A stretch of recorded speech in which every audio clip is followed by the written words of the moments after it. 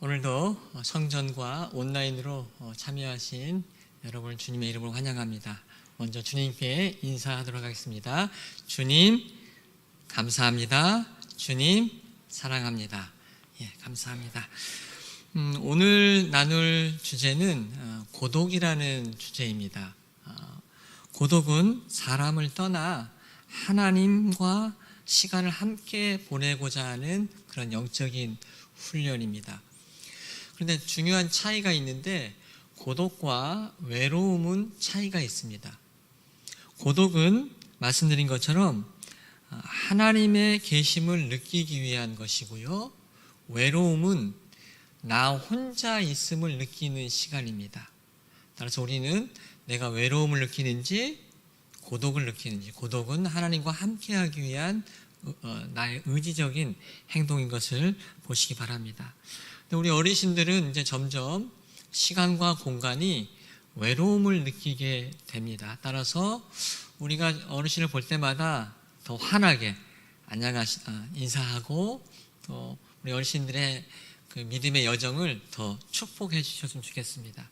또 우리 어르신들은 저희 믿음의 후배들을 보면 잘 살아봐라 격려하는 그런 좋은 만남들이 일어났으면 좋겠습니다.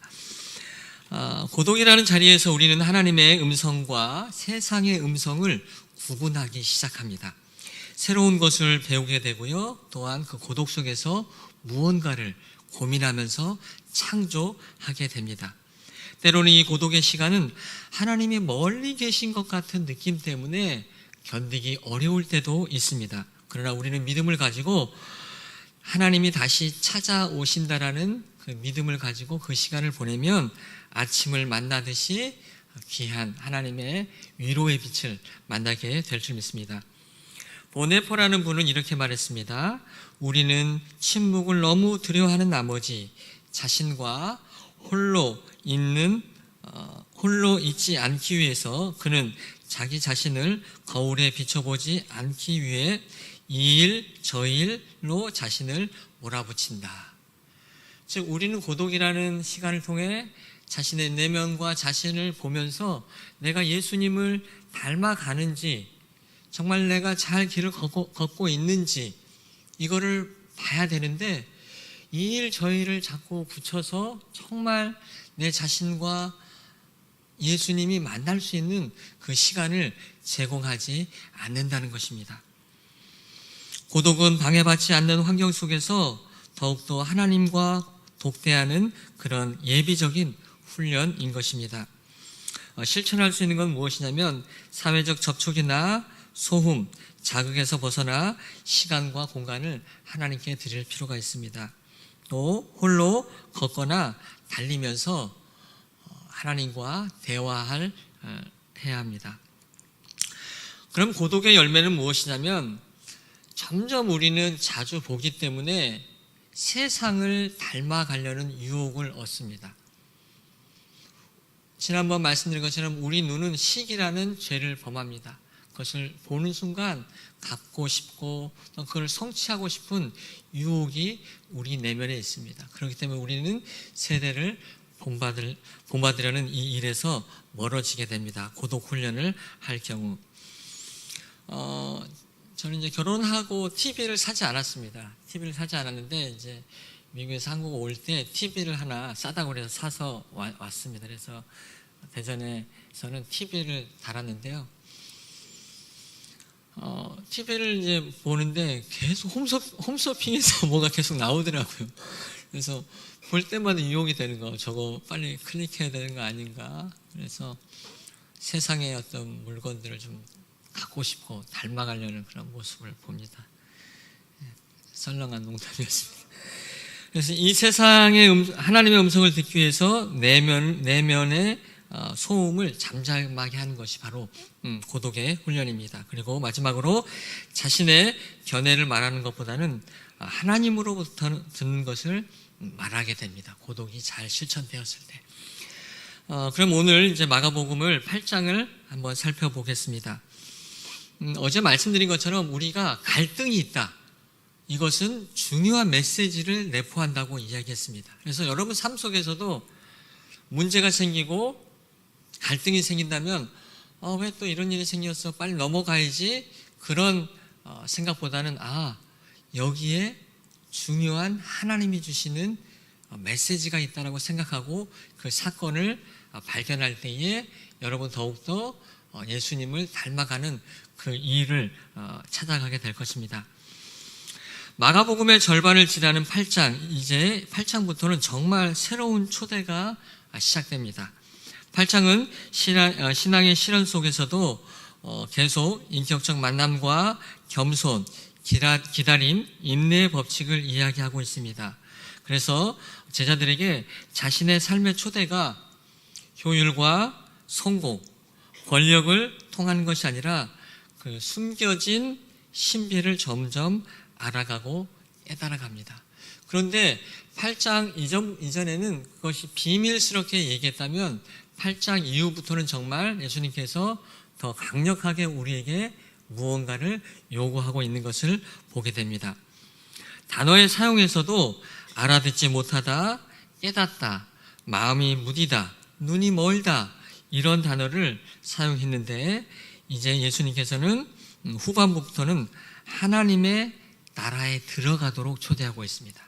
그래서 8장 이전에는 하나님의 나라에 대한 이해, 하나님 나라는 이러기 때문에 깨달아다, 왜 모르니? 였다면 베드로의 이 고백 이후부터는 하나님의 나라로 들어가자, 이런 분위기의 전환을 있음을 기억하시기 바랍니다.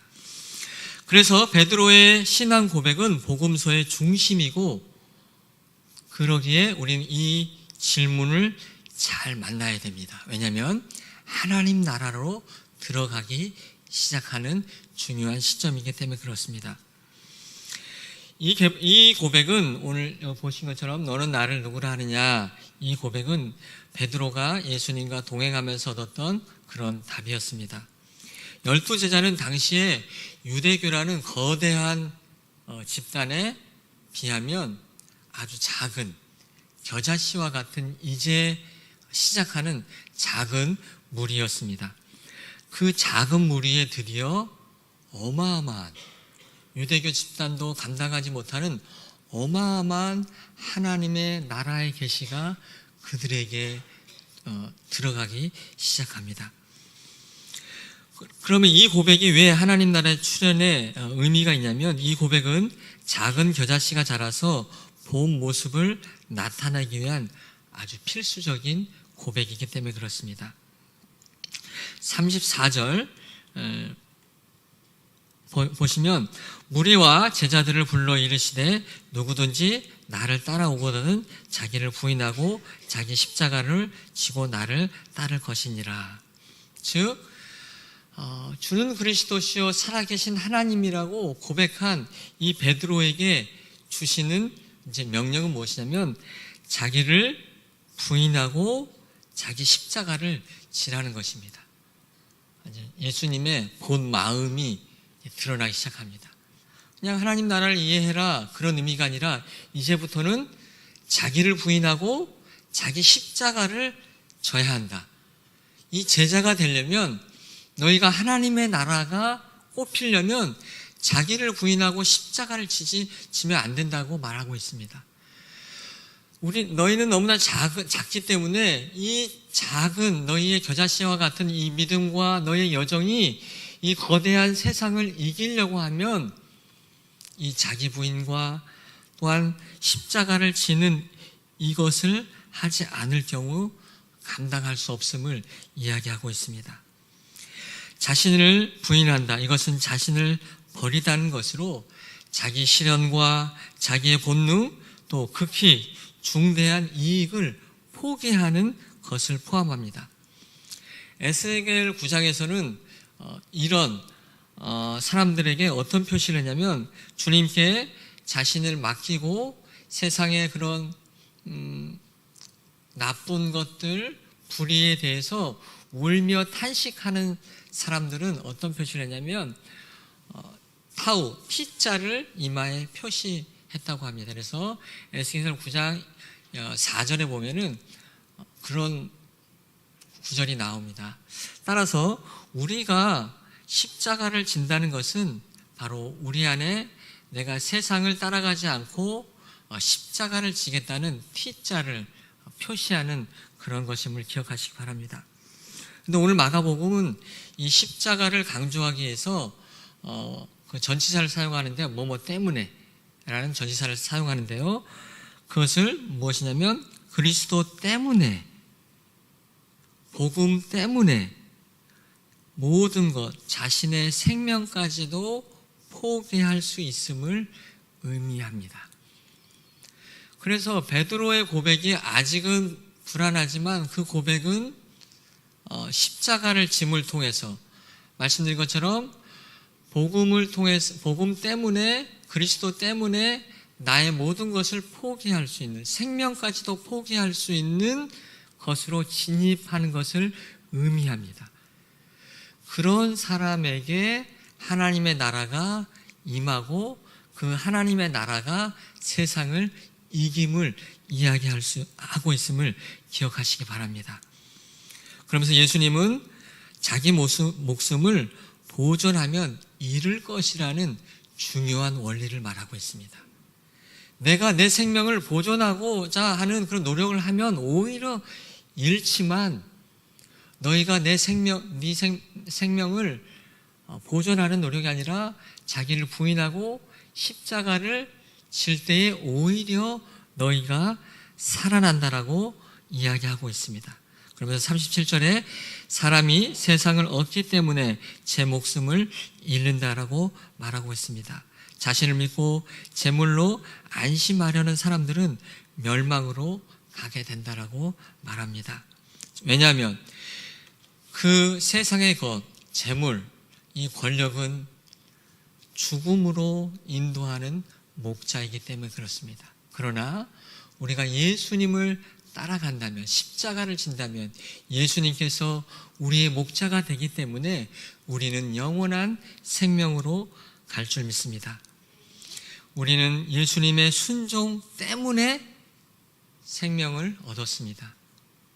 우리는 십자가의 부활 때문에 영원한 생명을 얻었습니다. 우리는 나에게 복음을 전해준 사람 때문에 생명의 길로 들어왔습니다. 우리는 교회에 세워짐 때문에 영원한 생명을 이어간 줄 믿습니다. 예수님은 제자들에게 고난을 피해 달아나지 말고 오히려 고난을 끌어안으라, 나를 따라오라 라고 이야기하고 있습니다. 그 방법을, 사람 낚는 법을 오늘 알려주고 있습니다. 자기 스스로 세우려는 노력에는 아무 희망이 없습니다. 정말 스스로 세웠던 것들은 다 무너짐을 봅니다. 바벨탑도 그렇고요. 인류의 역사도 강하게 하나님보다 더 강한 나라가 됐을 때 무너지는 것을 보게 되었습니다. 이것이 역사의 진리입니다. 자기 희생하는 것이야말로 나 자신, 곧 나와 이웃을 구원하는 예수의 길임을 기억하시기 바랍니다. 오늘 8장 38절에 주님께서 우리에게 또한 말씀하고 있습니다. 심판대에 섰을 때 너희가 변덕스럽게 세상과 연결되어 있다면 예수님이 인도하는 방식, 나를 죽이고 십자가를 지는 길을 부끄러워한다면 나도 심판대에서 너를 부끄러워할 수밖에 없다라고 이야기하고 있습니다. 베드로는 주님께 주는 그리스도이시니라, 마태복음에서는 주는 그리스도시요 살아계신 하나님의 아들이시니라고 고백하고 있습니다. 오늘 이 새벽에 여러분도 이 고백을 통해 여러분 삶 속에 하나님의 나라가 임하여서 시작되기를 바랍니다.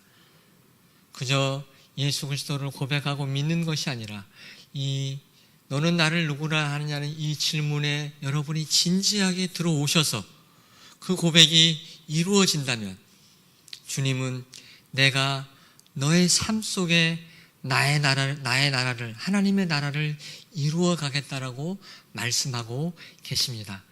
이 얼마나 축복입니까?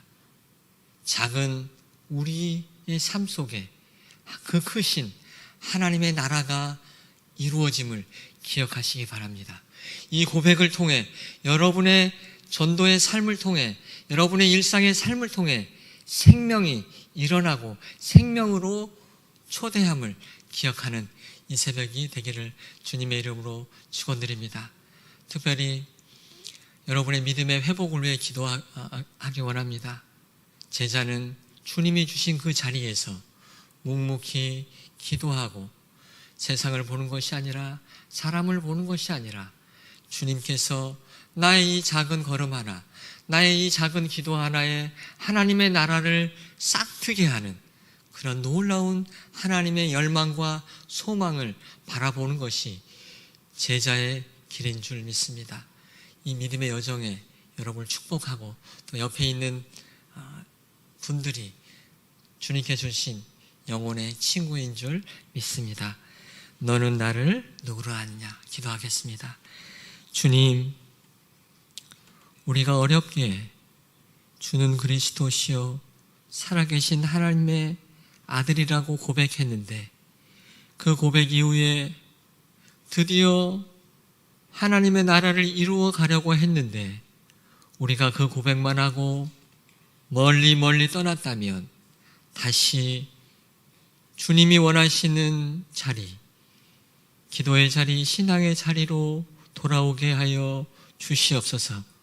이제 그 고백 이후에 펼쳐갈 그 놀라운 하나님의 나라가 일어남을 기억하게 하여 주시옵소서. 내가 너무 작다라는 이 사단의 소리를 내려놓게 하시고 나의 작은 걸음 하나에 하나님의 나라가 임하고 하나님의 나라가 완성되어 감을 기억하게 하여 주시옵소서. 또한 나의 그 길과 옆에 있는 영혼의 친구들의 또한 믿음의 선배 후배들의 믿음의 길 가운데 그것이 연합되어서 얼마나 큰 나라가 이루어감을 기억하게 하여 주시옵소서. 또 우리 대덕 한빛교회를 통해 이루어가시는 하나님의 나라를 기대하고 감사합니다. 예수님의 이름으로 기도하옵나이다. 아멘.